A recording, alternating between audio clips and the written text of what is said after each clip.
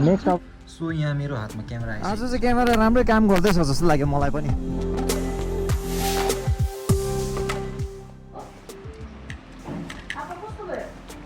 बिहान बिहानै ब्रेकफास्ट है, अमलेट विथ ओट्स अनि यसमा डेट्स पनि छ।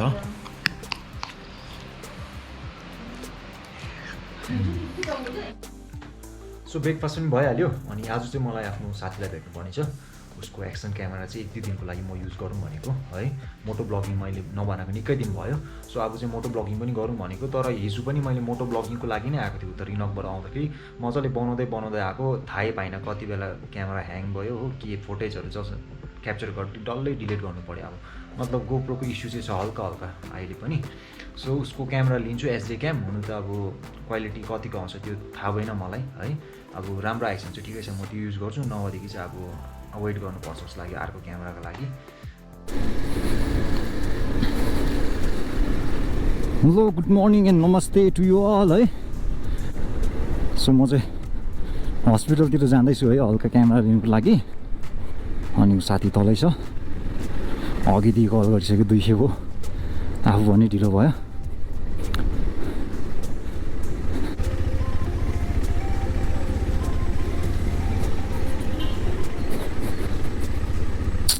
कसले कल गऱ्यो फेरि यार।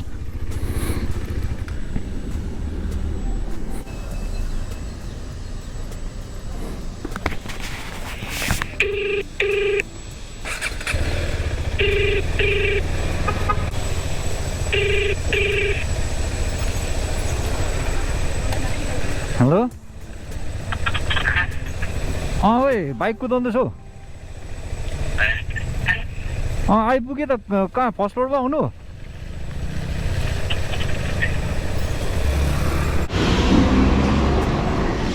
नेक्स्ट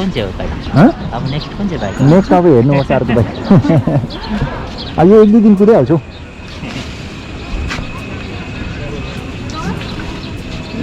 ल हेर्छु म कुदाएर कि कस्तो मजाले अब भोइस मजाले हुनेछ भने भन्छु नि म।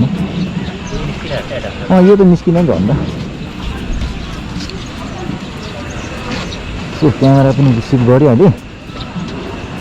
अनि यहाँ चाहिँ लास्ट फेरि हुन्थ्यो।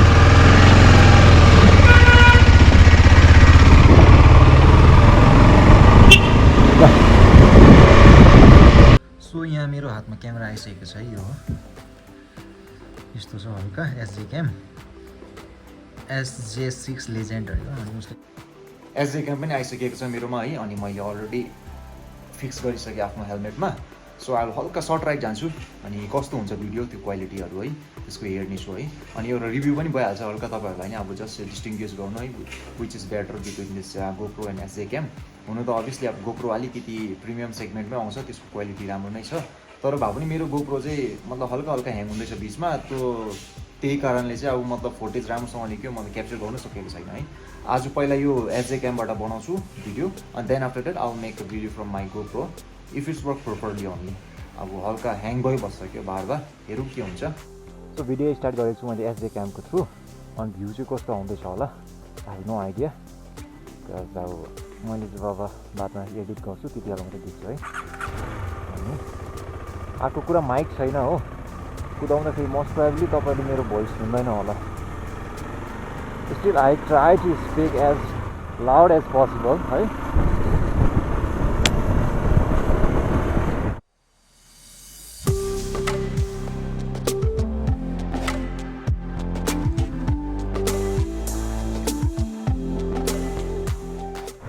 भ्यू कस्तो आउँदैछ तपाईँ राम्रो आउँछ होला है।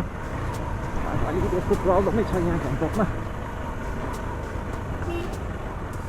ओ माई गड गुरु जेस। तर के हो कानै ठाडो छैन तिमी।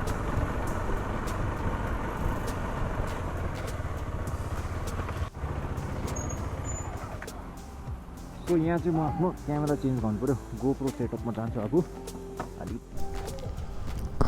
सो मैले गोप्रोमा चेन्ज गरेँ आफ्नो क्याम चाहिँ। अब तपाईँहरू हेर्नुहोस् ल भिडियो कस्तो आउँछ है। सो द्याट तपाईँहरूलाई डिफ्रेन्सेस अटोमेटिकली चाल पाइहाल्छ है। मलाई याद छैन Sjcamबाट कस्तो निक्ल्यो अहिले। अब बादमा एडिटिङ गर्दा मात्रै चाल पाउँछ मलाई। ओके एङ्गल कस्तो छ, भ्यू एङ्गल ठिकै होला। अब यसको हल्का राइट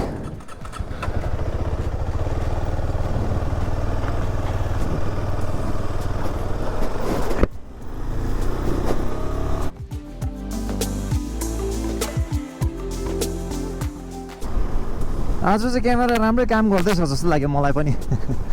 नदिए चाहिँ अटोमेटिकली टर्न अफ हुँदै थियो हो, अर्को कुरा स्क्रिन ब्ल्याक हुँदै थियो।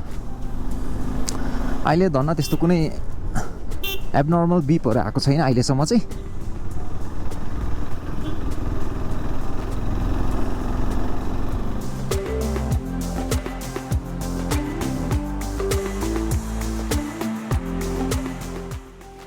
सो आज मैले दुईटै क्यामेरा युज गरेँ, GoPro and Sjcam as well.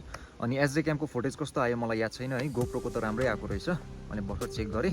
अनि Sjcamको चाहिँ किन चेक गर्न सकेन भने चाहिँ मेरोमा एप्स छैन, त्यो चाहिँ म घरमा गएर डाउनलोड गर्छु। एप्स डाउनलोड गरिसकेपछि मात्रै फुटेज कस्तो छ त्यो पनि एडिट गर्दाखेरि हल्का चाल पाइहाल्छ मलाई है।